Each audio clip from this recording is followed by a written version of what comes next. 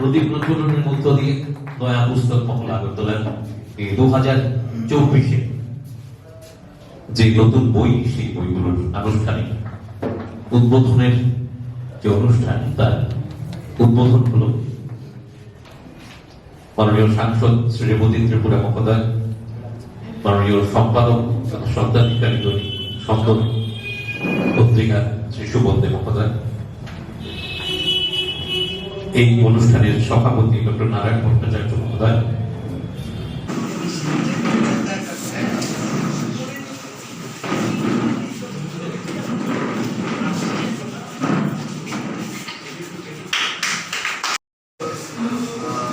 নতুন বই পাবলিশ হয়। তো আজকে কোনো একটা অনুষ্ঠান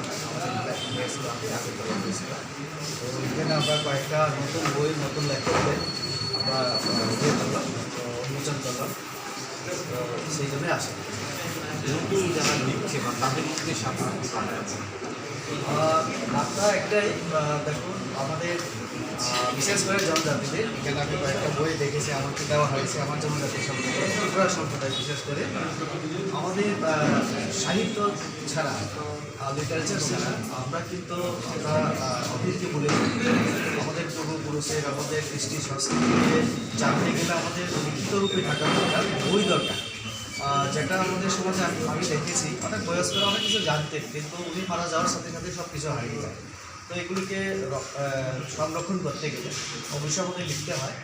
তো এখানে আমি যাদেরকে চিনি, আমাদের দরিঞ্জয় এবং আমাদের তাইয়ের ত্রিপুরা, তাদেরকে ছোটোকাল থেকে আমি চিনি।